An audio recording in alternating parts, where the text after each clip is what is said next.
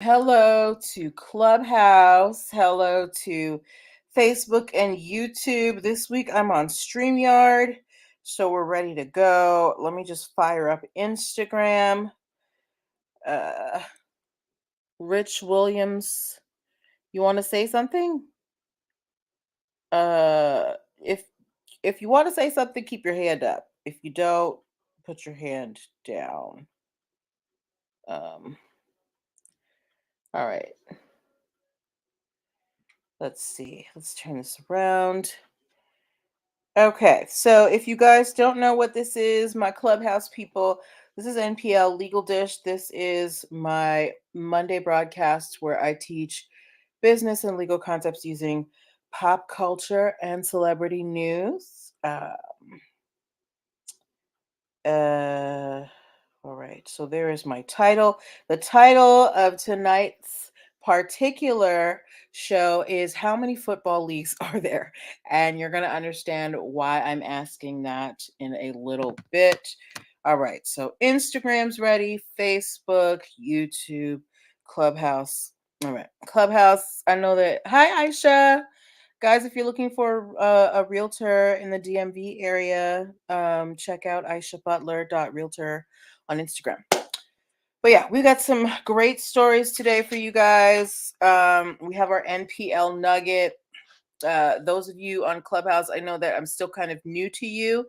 So just hang in there with me. We're going to have a good time tonight.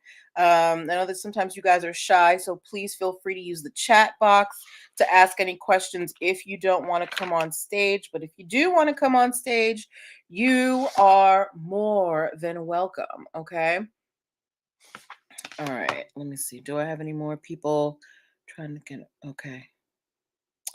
All right. So we're going to get started officially at 8:05. I like to give people just a few minutes to come on into the room so they can get comfortable. Tonight we have stories about multiple football leagues. We have stories about clubs versus record companies or what is it? Yeah, record music companies. I don't know. What do you call them things? Labels. Oh, no problem, girl. We have a resolution to one of our paparazzi copyright stories. Those of you who are in the Baltimore area, specifically Marilyn Mosby, got in a little bit of trouble on YouTube. If you're a Tesla fan, there's some new swag out here for you. If you're a beer drinker, I'm going to ask you to weigh in on a question. And also the weird, well, not the weird thing, but Ed Sheeran is doing something that people don't usually do in the music industry. I'm going to explain to you why he's doing that. All right. So these are the stories that we're covering, plus our NPL nugget, which I will explain in a couple of moments. But grab a drink, grab a snack, get comfortable, get something to write with, whether that be electronic or pen and paper. Do people still use pen and paper? Hold on, I have a comment in here. Okay, this is not the space for that, Mr. Muhammad. Remove. Okay. There we go. Guys, this is a space of learning. If you want to talk to anyone in this room, please communicate with them personally and not in the chat, because I'm just going to remove you. No warnings. Okay. All right. Yeah, so we're going to get started in less than a minute. Relax. We're going to have a good time. Who's this over here? So this is either is this Facebook or YouTube? Whoever's watching me on Facebook or YouTube, write in the comment, because I'm broadcasting from StreamYard. So I just want to know where you're joining me from. Okay. All right. It is 8:05, guys. It is time to get started. Okay. Welcome, welcome, welcome. Happy Monday, everybody. Welcome to NPL Legal Dish. This is my Monday broadcast. where I teach business and legal concepts using pop culture and celebrity news.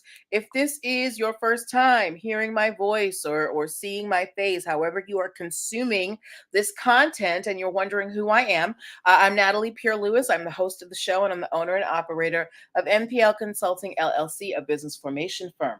What that means is I help people like yourself get your business paperwork together. So things like making sure you have your articles of incorporation with the state, getting your EIN numbers and DUNS numbers so you can do payroll and pay taxes and open bank accounts and get your products into big box stores, contracts for clients and partners so you don't get left holding the bag, protecting your intellectual property so that people don't steal your business ideas and logos, and hiring and training strategies so you don't get sued for discrimination. Okay.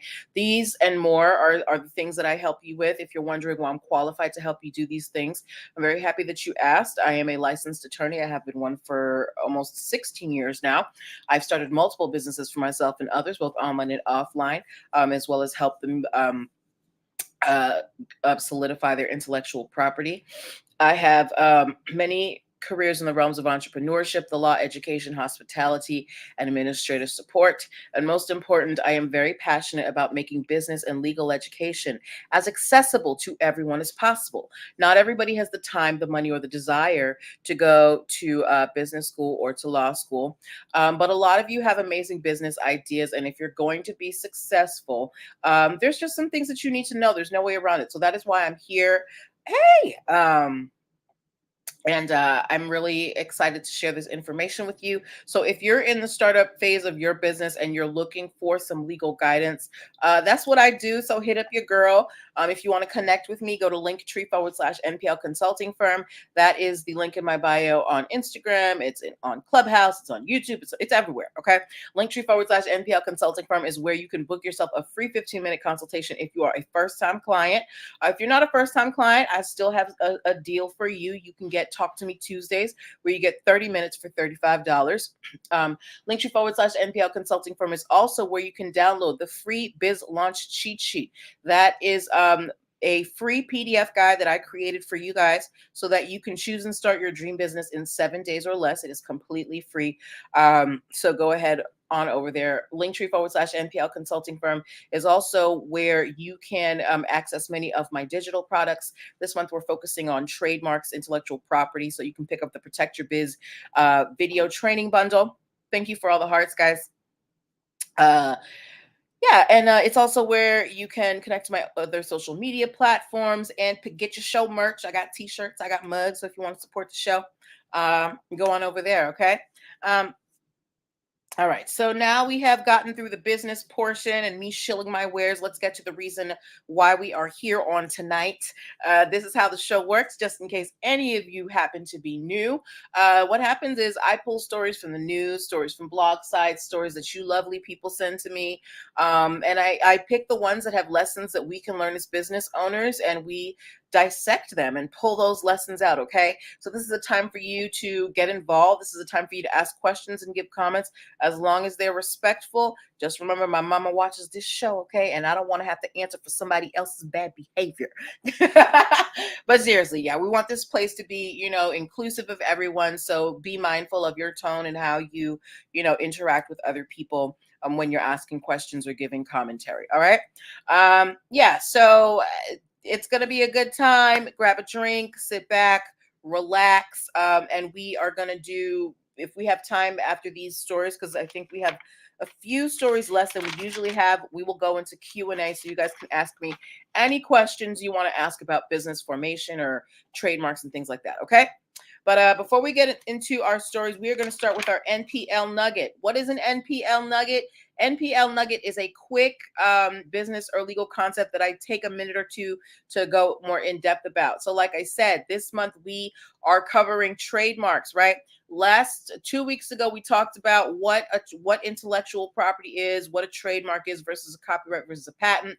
Last week, we talked about the three big myths of trademarks. If you missed any of that, make sure you go back and catch the last 2 weeks of shows, or go pick up the Protect Your Biz video training bundle because all the information is in there.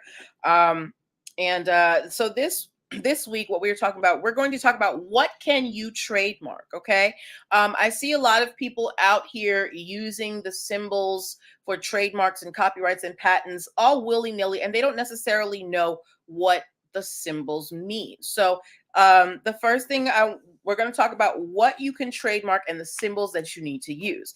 So here are the 7 major things, or 8 major things I should say, that you can trademark. All right.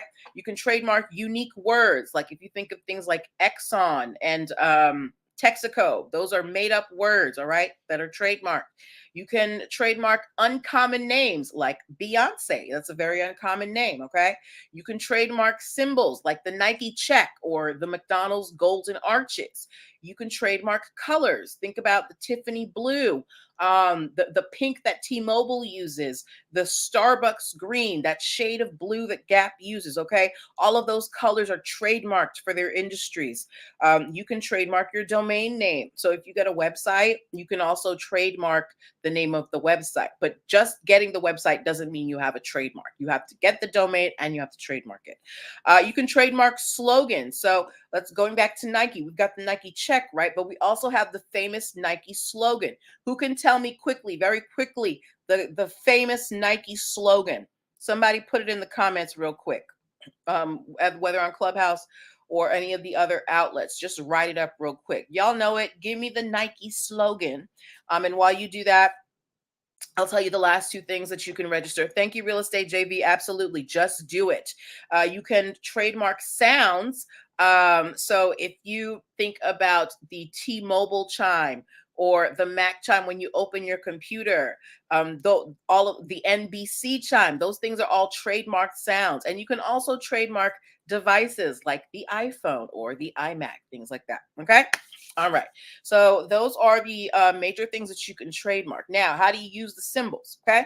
Now, if you don't have your official trademark yet, but you are working on it, you're filing the paperwork, what you can do in the meantime to let people know that this is your mark, this is your logo, your sound, your color, whatever, is put a small TM in the upper right hand corner of what you're trying to trademark, right?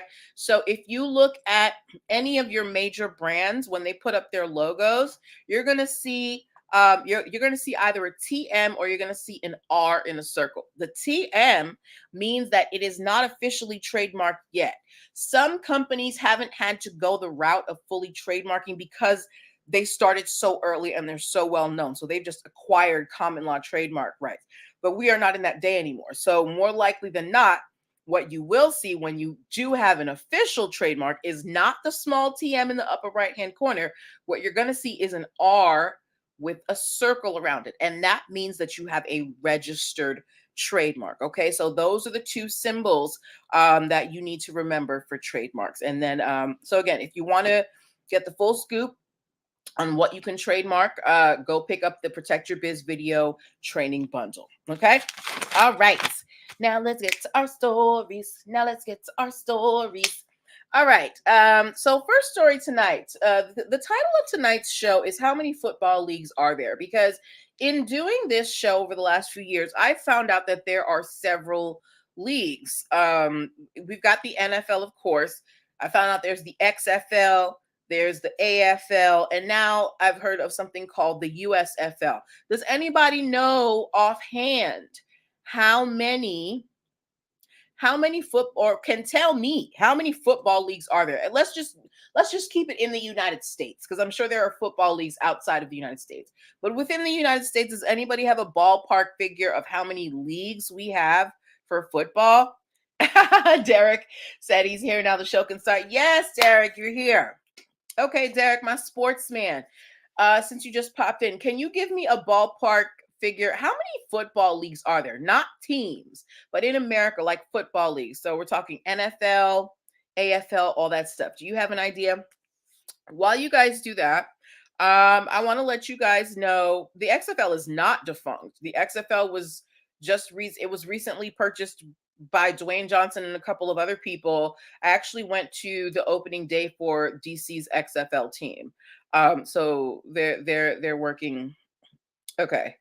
The USFL was here before. All right. So Here's what's happening though, okay? So Fox Sports, they air all the big games. They have something called the USFL, right? It's a spring football league. I have never heard of it prior to today. Fox Sports has apparently been using this name, USFL, or this, what do you call it, abbreviation, since 2011. And they are set to launch, I guess, their first programming, or they launched their first programming last week, April 14th. Okay. Here is the problem. Hey, that Brandon guy. There is another company out here. The name of this company is called the Real USFL LLC. Okay, this used to be a football league. They don't necessarily air games anymore, but they've been around since around 2007, and they say that even though their trademark lapsed, meaning that they did not renew their trademark when they were supposed to, that they have continued to use the trademark USFL for interviews, for books and film projects. They continue to collect royalties under the name USFL, and they've also had apparel sales, right? But the USFL, they're no longer, they don't do games, or I should say the real USFL. They don't do games. They're basically making money off of, hold on. Derek Bailey said the old USFL are still paying players now. Why are they still paying them? Anyway, but the real USFL, even though they're not airing any new games, they're still collecting revenue based on their activity in the past. And they're like, look, we know we didn't renew our trademark like we were supposed to, because you're supposed to renew your trademark every 10 years, but we've still been using the name continuously, right? So they sued Fox Sports for trademark infringement, and they asked the court to give Fox Sports an injunction, meaning they wanted the court to tell Fox Sports to stop using the name USFL, because they said that if they allow Fox Sports to keep using the name, it will cause irreparable damage to the real USFL. Okay. And the court did not agree with the real USFL. While they say, there may be a case here for trademark infringement, there may be a case here for trademark infringement. We don't think that there is a case of irreparable harm here. It's not like you have two leagues. Aisha said, I'm so excited for XFL to be back. Awesome. Yeah. So the court said, look, there's no irreparable damage here. People are not looking to the real USFL for any new games. They're looking at Fox Sports. So we're going to let Fox Sports continue to use the USFL abbreviation until we can figure this mess out. Okay. So I want to know from you guys, do you think that real USFL has an argument here? Now, they admit they did not renew their trademark at the 10-year mark when they were supposed to, but they have continued to use the mark to get revenue, right? And then you have Fox Sports that's been doing this since about 2011, and they've gone to the trouble of getting trademarks themselves. So who do you think should come out on top here? The real USFL or Fox Sports? The real USFL because they've been using the name continuously, or Fox Sports because they're actually doing something new with it? Who do you think should win? Derek Bailey said they were giving guaranteed contracts back then. What's that mean? Derek Bailey says, I think Steve Young is still getting a check. I don't know anything about the USFL, Derek Bailey. Brandon guy said the real USFL has a case. Let's go here to Clubhouse. Chrissy Watts is saying the original company, real USFL. Okay, so you guys seem to be on the side of the original, the real USFL, who had the name first. They're not airing any more games, but they are still collecting royalties. Derek Bailey said they have an argument, but I think they didn't conceive of anyone trying to revitalize the league. Right. That Brendan guy said yes. Yeah, I think that's what happened too. I think that, the USFL, even though they kind of fell off, they were like, nobody's going to try and build this thing back up, but somebody is, specifically Fox Sports, and now they have to look at who has more right to this name. Real USFL is saying, look, we might not be airing any new games, but we still are collecting checks based on our history.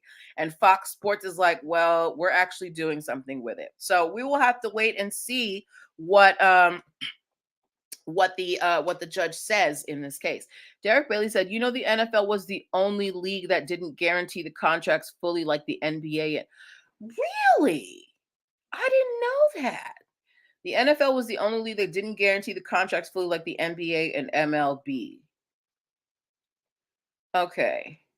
So when you're saying guarantee contracts, I don't necessarily know what that means. So does that mean that, regardless if you get hurt or whatever, or they kick you out, they still have to pay you?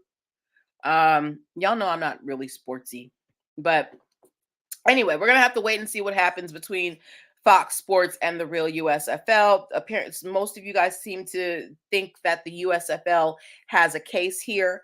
I think they do too, but I want to know, why didn't you renew the trademark? Especially if you're still collecting money on it. But that's just my question. But the lesson that we need to pull here is that you need to make sure that you have all your I's dotted and T's crossed, so that there is no question when these things come about. Now, had real USFL taken the time to renew their trademark, everything would be Gucci. But now, because it's lapsed, they have to go and show, yes, it lapsed, but we've still been, doing work with it. So this is why you want to stay on top of your intellectual property, so that you don't have to prove again that the property is yours. Okay. All right. Moving on to our next story of the evening. Okay. Prior to the press panini, or even now, I see y'all out here cutting a rug every once in a while. How many of you guys like to go to, clubs and, shake a tail feather or two, go hear your favorite tunes, go, I don't know, what dances are they doing now? I haven't been to a club in forever. I don't like clubs. I'd rather just stay at home and dance with my dog. But if you like to dance, to go out and dance, give me like some type of dance emoji, okay? If you like to tap your foot. Derek Bailey said, I think they didn't think the NFL would allow any other league to exist as competition. Derek, you know better than me. I ain't sports. Derek Bailey said, not now. It's not safe. Okay, Derek, not now, but prior to the Panda Express, did anybody like to go out, and cut a rug? Hold on. Chrissy has a question. Chrissy said, who created the law that it's 10-year renewal? Was it ever longer or shorter? I can't tell you specifically whom came up with the 10-year length, but it was established by the United States Patent and Trade Office. They handle all patent and trade applications and issue them. And they said, look, once you get your trademark, just check in with us every 10 years and let us know you're still using it. Okay. That Brandon guy said, I don't dance unless I'm in another country. You don't even dance by yourself in your house or something? Come on, that's therapeutic. Okay. So when you go out to a nightclub, you hear your favorite tunes over the speaker system, your song comes up and you're like, hey, did you know that these venues are supposed to have licenses to play the music? It's not just hire a DJ and set them up. Your favorite club venue, like I know a lot of y'all heard about Club Bliss in DC that had that corpse on stage where they were partying with that deceased rapper Gunu. places like that, you need to have a public performance license to play music. Okay. So now here is the issue. There is a venue called the Verve. I believe it's based in California. It is run by a woman named Connie Rin. Okay. Connie Rin is being sued by BMI Music, and they are suing for copyright infringement.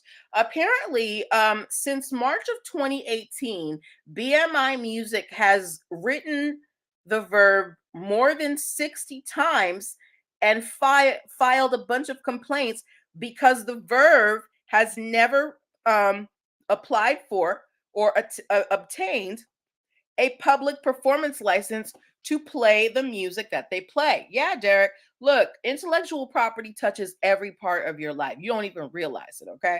So the verb, people have been going to this club, getting their life, and BMI is like, but you don't even have permission to play these songs. So BMI is suing the Verve for copyright infringement. So any music that is managed or owned by BMI, they want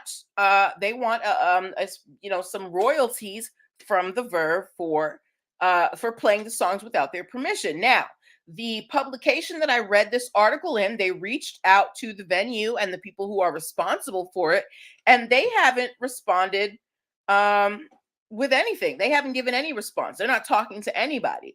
So I want to know from you guys, do you think that this was just an oversight by the venue, or do you think that this was just them trying to, I don't know, rob Peter to pay Paul, maybe pinch a couple pennies?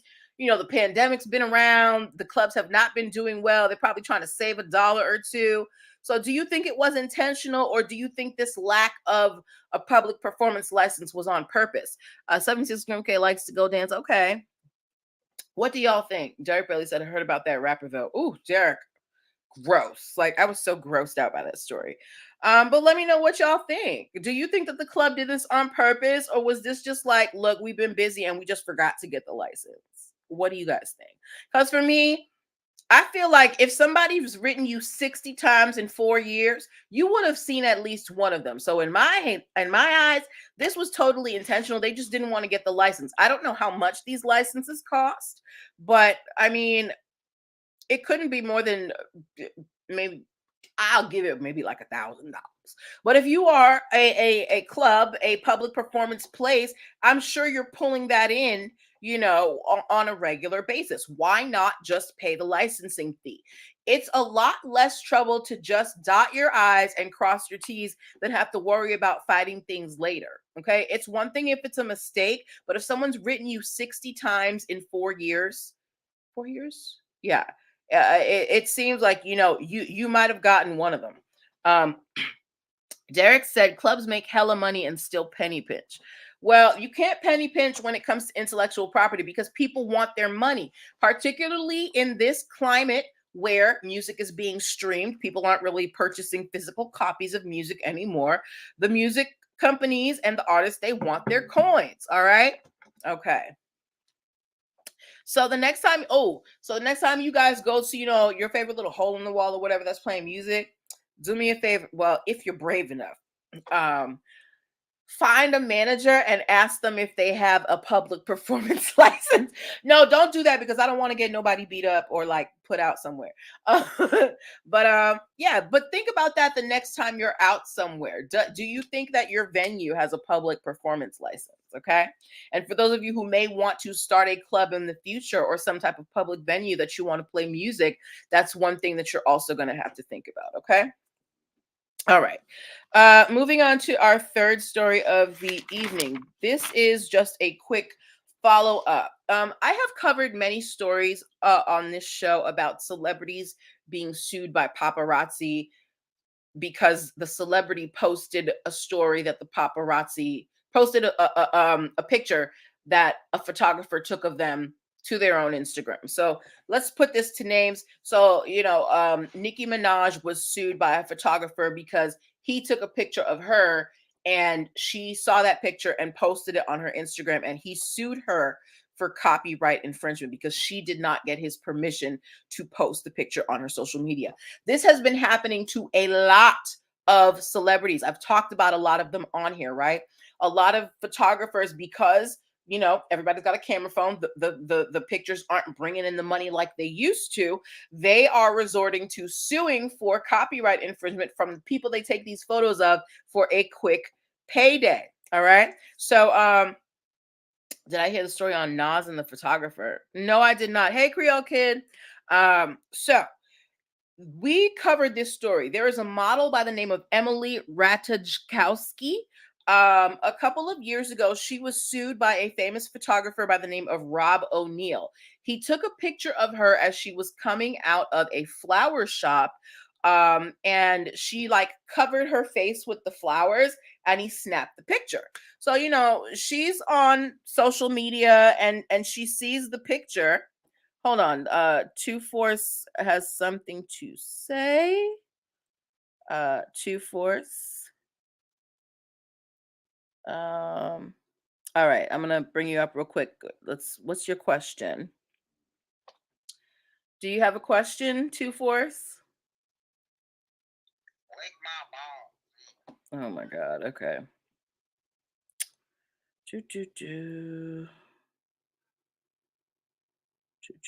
How do you block someone? Okay. I'm just playing Diamond.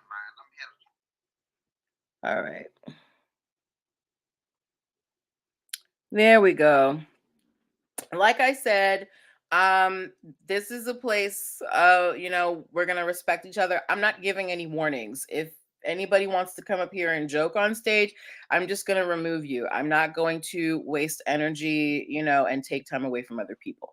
Anyway, so Emily Ratajkowski, she was sued by Rob O'Neill because he took a picture of her when she was coming out of a flower shop, and she covered her face with the flowers, right?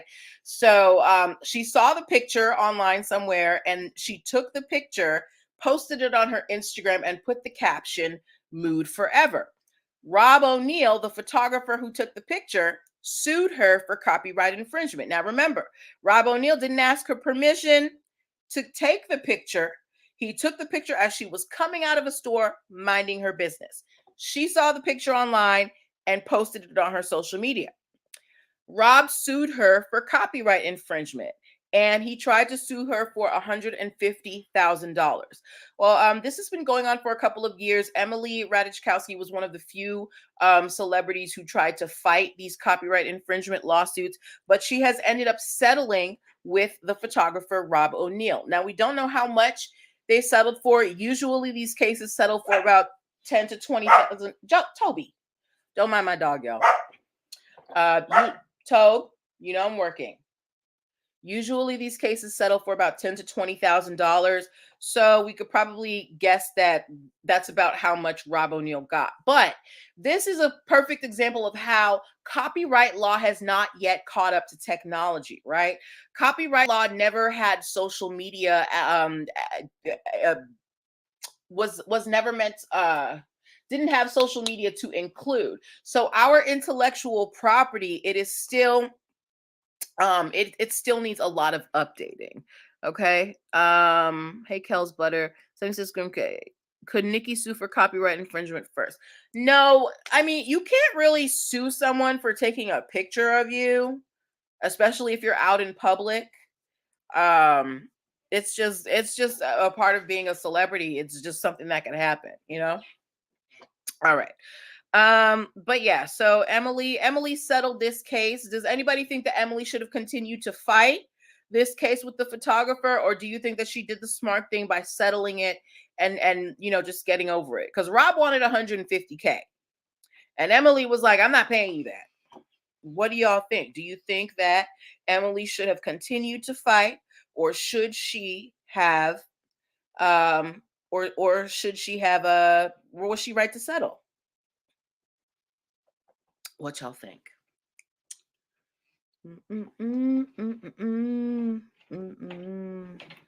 All right.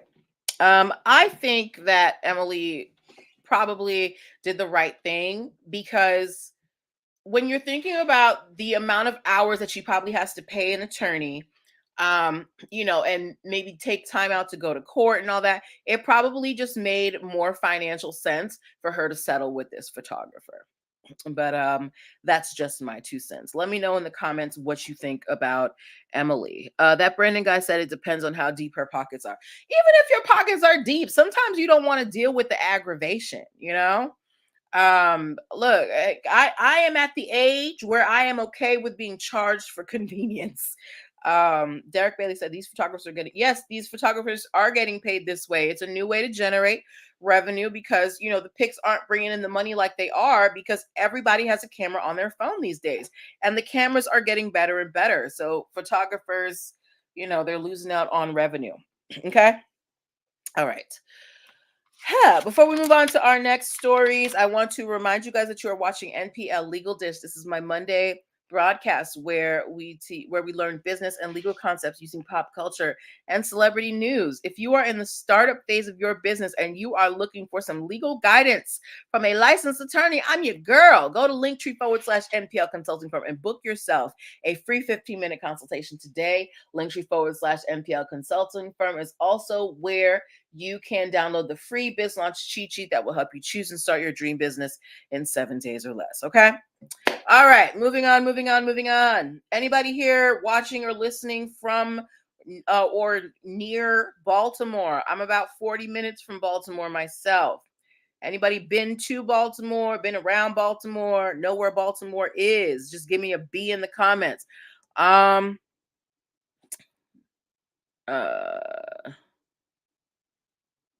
Hold on. Danya, are you raising your hand to speak or? Oh, Danya's from Baltimore. Okay. Danya was raising her hand to say she's from Baltimore. That Brandon guy gave me a B. All right. I've been to Baltimore a few times. Baltimore's kind of cute. Okay. Danya, do you know who Marilyn Mosby is since you are from Baltimore? Does all of the above be okay? All right. Does anybody know who Marilyn Mosby is? Okay, Danya knows who Marilyn Mosby is. Marilyn Mosby, she is the Attorney General for Baltimore, the County of Baltimore, or the entire state of Maryland. Hold on. She's the attorney or the state attorney. I forget what her title is. Oh, state attorney for Baltimore City. Okay.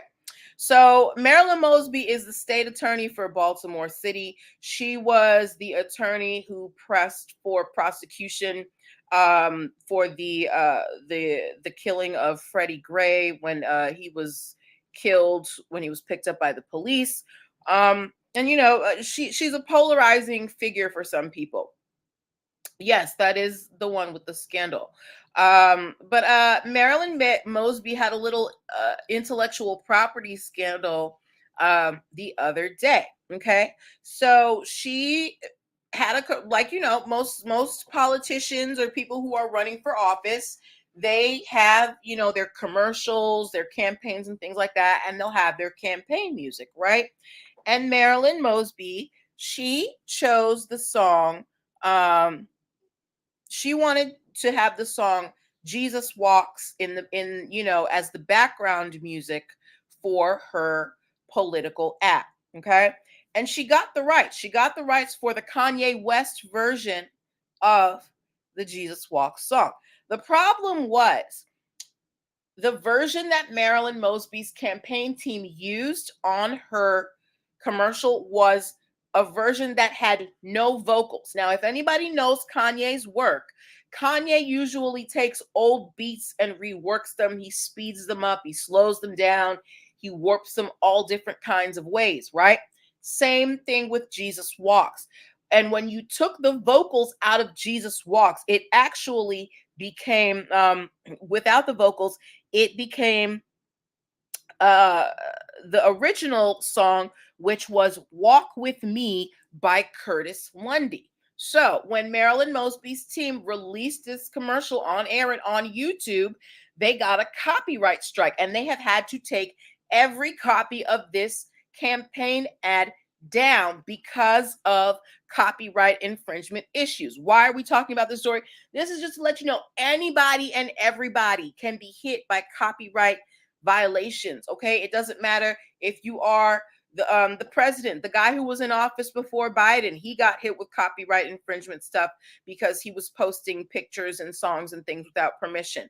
The state attorney of Baltimore City had to take down a video because of copyright infringement. Intellectual property is everywhere these days. So when you are using some, work that you haven't created, you really need to be careful about where you're posting it. Danya said, I was wondering why YouTube took her video down. Yes, Danya, it is because that the version of the song that she got permission for is not the version that was used or at least was recognized online. Okay. All right. So good luck to Maryland. They're appealing the takedown. We'll see what happens. Okay. Okay. Moving on to another quick story, actually two quick stories. Um, Now we have our metaverse watch this week. Every week, since metaverse has come out, I told you lots of companies are already staking their claims out in the metaverse. Johnson and Johnson is doing it. McDonald's, Nike, all these places, right? Well, Nike now has a competitor in the metaverse.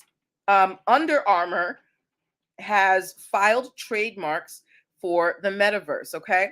Now, I've been asking, is it really is it worth it for these companies to be scrambling together in the metaverse like this?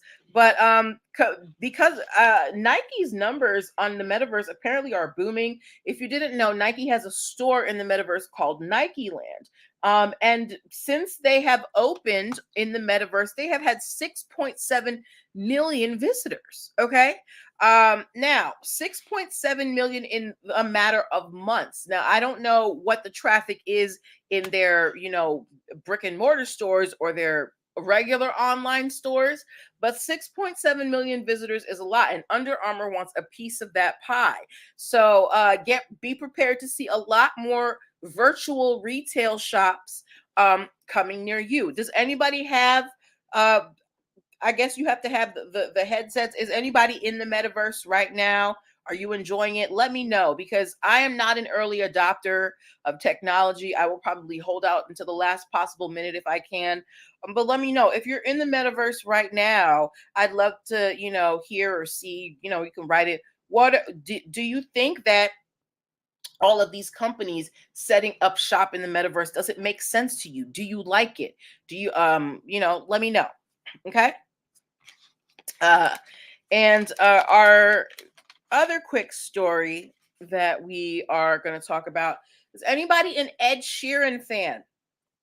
Ed Sheeran, that British guy with the red hair, that Brandon guy said he likes it. Okay. Anybody an Ed Sheeran fan? If you are an Ed Sheeran fan, use your niece's VR headset. Okay. If you're an Ed Sheeran fan, give me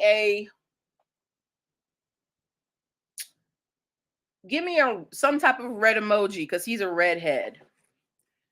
Ed Sheeran, he does that song. I'm in love with the shape of you. 76 Grimke said she likes him. Derek Bailey said he makes decent music. Danya Zimmerman gave me a heart. Thank you. Excuse me. Well, if you didn't know, recently Ed Sheeran has been in a bitter legal battle against another songwriter who claimed that he plagiarized or he stole this writer's song or copyright infringement for. Thank you for the reds, guys.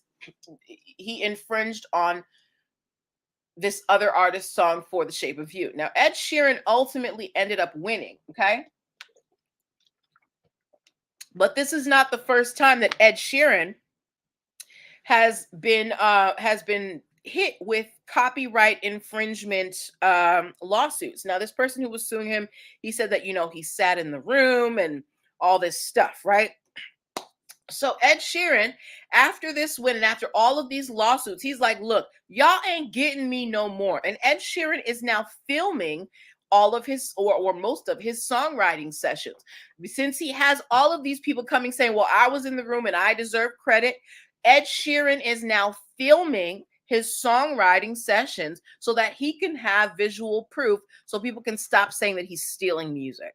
Now, I think this is super smart of Ed Sheeran because of the sheer number of copyright infringement suits that he faces. But do you think that having to do this to prove this, this much originality is does this have the potential to maybe stifle creativity? Because I know some people, they freeze up when the camera's on them, right? Um, and and they get nervous. So if you're an artist and you really thrive in just being in your own corner and doing things, is having to take these extra steps to ensure that you haven't infringed or nobody can come and claim that you've infringed their property, can that hamper the creative process? Let me know what you guys think about that. What do you think? Hey, what do you think? Okay, Brooke, you want to come up and say something? Hold on, I got a comment here. Chrissy said he can profit from a behind the scenes docu series. Oh yeah, he can. You smart girl, you smart. Okay, I'm gonna invite you up here. Someone asked to speak. Brooke, did you want to say something? If you don't, that's fine. Yeah, sure. Can you guys hear me? Yes, we can hear you. Awesome. So my name is Brooke. I actually am an audio engineer. I haven't done it in a long time. I went to school for audio engineering, and really what Ed Sheeran is doing in the media a little bit, they're making these inflammatory situations to make it seem like you're going to be stifled in these creative processes. What's really happening is that they're they're using people's music, but they're using audio engineering techniques to take just enough that a judge is not going to let that person win if you have the right kind of lawyer and the right kind of money behind you. So it's like making, all his fans like, oh, this is so unfair, but it's not unfair. People are making music, just like you were talking about the Kanye West situation. When a person goes to clear music, and let's say we use a person who's already sampled that music, you know that that music was sampled. So there's a train of who the music actually belongs to. So if you don't decide to go continue to the end of it, that's how you'll end up saying, well, I got cleared for Kanye West sample, but I didn't clear for what Kanye West actually sampled, right? It's just about due diligence and research.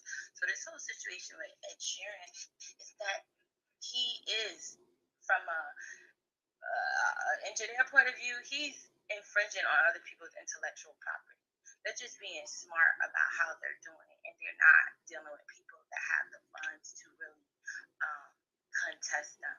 So for him to say, I'm going to video myself now, um, to prove it's for show. It's for show at the end of the day, because you can't even get a case when it comes to your music if you can't produce and show that you've had this music already recorded, produced, written down in some shape or form before this person even had any records, right? So even if I didn't have a full copyright, I've been going through the government and doing the legal copyright. Even if I mailed, like they used to call it the poor man's copyright. Even if I have some type of document that I had this created before this person even had any type of creation, that's what's going to get me a case. So those people had standing to Hmm. take him to court. He just had the money, and the longevity. Thank you so much. For those of you who may not have heard Brooke, Brooke is an audio engineer, and what she was saying was that Ed Sheeran is basically doing this for show, and because of the technology that exists, a lot of artists who have more money behind them, they can twist this music, and they are actually stealing from these artists, but they're able to do it in such a way that it's very hard to prove. And if you have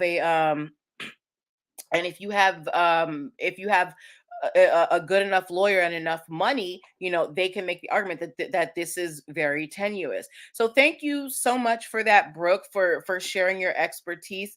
Um, Derek Bailey said, thank you for that dissertation. I really appreciate you clearing that up for us, because we do hear a lot about this. And sometimes when we hear these artists who claim that their music is being stolen, we're like, well, where's the proof?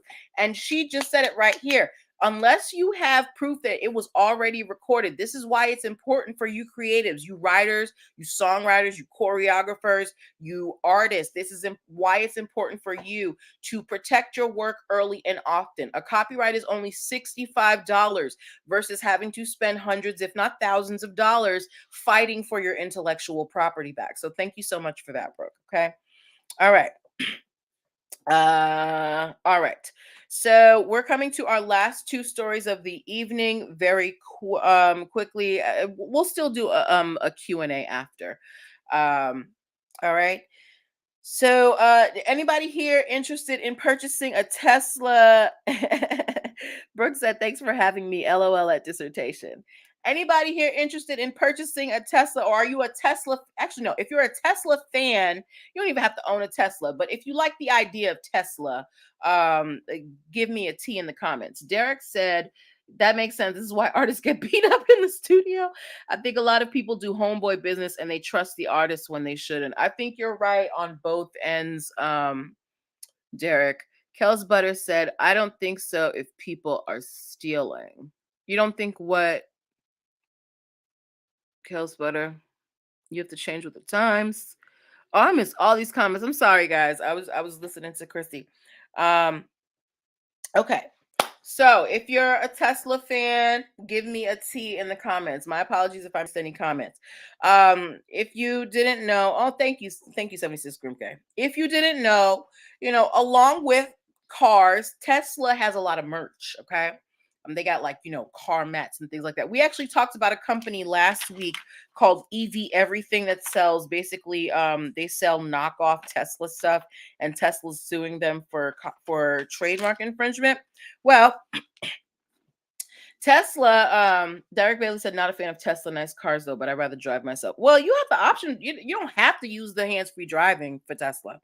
But anyway, so Tesla has a lot of merch, and as well, Tesla has a lot of fans who are very talented. And this is a story of where talent and fanaticism meet. So there, hey, Fanatic One, there's a guy who goes by the name Riz. He created something called the Cyber Backpack. Okay, it's just a super cool bag. It's shaped like something having to do with Tesla, and it's very popular. It sells for $349 on the market. Okay, now he's been selling this bag for a couple of years. Here's the thing: Tesla just recently filed a trademark application for Cyber Backpack themselves. Okay. I guess they were trying to come out with their own backpack, but the Cyber Backpack already exists. So there may be an intellectual property kerfuffle happening here, because we don't know if the original creator of the Cyber Backpack, Riz, we don't know if he got the backpack either trademarked, the name trademarked, or the design patented or anything like that, right?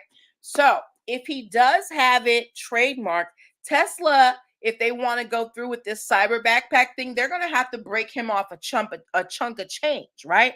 And if he didn't, he might have a hard road to hoe and show that, he is the originator of the Cyber Backpack. Now, we don't have any real background information on him. We don't know if he has it registered as a trademark, but we do know that it exists, that he is using it in the world to make money, and it has popularity. So Tesla, if they want to go through with this Cyber Backpack, they may have to break Riz off a little bit of money. Oh, Brooks said he never had a trademark. He's already stopped making his product. Really? Okay. All right. The article I read didn't say that. Brooke. Okay. All right. We got ourselves in a co-host on the show. I love this.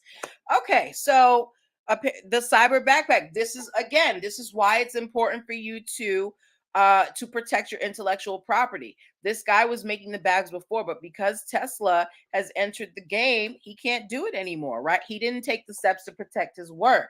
So now, Tesla steps in and they're going to be able to, get all that money, and they don't have to pay him anything. So this is just a lesson learned that if you have a product that's, you really believe in and that you want to make money from, you need to get the intellectual property. Be that a trademark, be that a copyright, be that a patent. Thank you for the excuse me, the link, Brooke. I'm gonna take this link, I'm gonna look at it, and I'm gonna post it on the other outlets. Brooke, I'm glad you hopped in the show tonight, girl. um Yes, Derek Bailey said he could have got paid. Derek asked, why do people never trademark? A lot of people, the cost to them is too much. I think prior to, the internet online business explosion, intellectual property wasn't so much of a thing. But again, I say this all the time: the barrier to entry to business is gone now. Anybody can start a business, so intellectual property is even more important. Okay. um Chrissy Watts said the ethical thing to do is hire him for a couple of years. Chrissy, we know that these people are not ethical. Brooks said the process can be off-putting. It can be an off-putting process. Trademarking, it is a long process. It is an expensive process. But if you really believe in your work, you want to do it, and understand that once you file your trademark application, while they are deliberating, you can still use your mark and tell people that you're in the process of getting it trademarked. That having that application gives you some rights. Okay. So again, protect your intellectual property, guys. All right. Okay, I actually am going to not do this last story because I don't like it. And if I don't like it, I can't present it in a way that is palatable to you all. So we're gonna have some Q&A time for the next about 5 to 10 minutes. Brooke, I want to thank you again for popping into the show with all your information. All right. So if you guys have questions about the stories that we covered tonight, about trademarks, about copyrights, now is the time to ask them. Um, while you do that, I will, start closing out the show. If you have questions on business formation, now's the time to ask. Again, make sure that you go to linktr.ee/NPL consulting firm to book your free 15-minute consultations with me. Make sure that you download the free biz launch cheat sheet. All of that is available at linktree/NPL consulting firm. I'll be back next Monday with more stories for you. If you have anything that you want me to talk about, please, please, please send it to my inbox. I love it when you guys send me stories. It lets me know what you want to talk about. Clubhouse, I love that you guys are getting more engaged with the broadcasts now. The first couple times I did it on Clubhouse, y'all, I had crickets, and I love that you guys are getting involved in the conversation. That makes me feel so good. So we will be back here next week. Instagram, Facebook, YouTube, my original loves. Y'all be here. Y'all be holding me down. Thank you so much.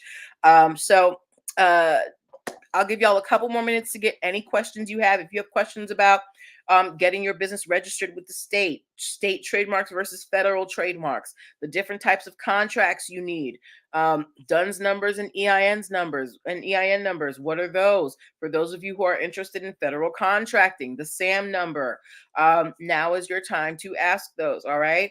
If not, if we don't have any questions by 9, we'll shut down, and go about our business. Take care of yourselves. Make sure that you are, washing your hands and staying 6 feet apart. I know they acting like, the Rona ain't out there, but it's still out there. Okay. People are catching it. People are dying from it. So take care of yourselves, my dears. All right. I don't think we have any more questions. I haven't seen anything come in the box. Yeah. So good night, my loves. Have a wonderful evening, and I will talk to you next week. Bye.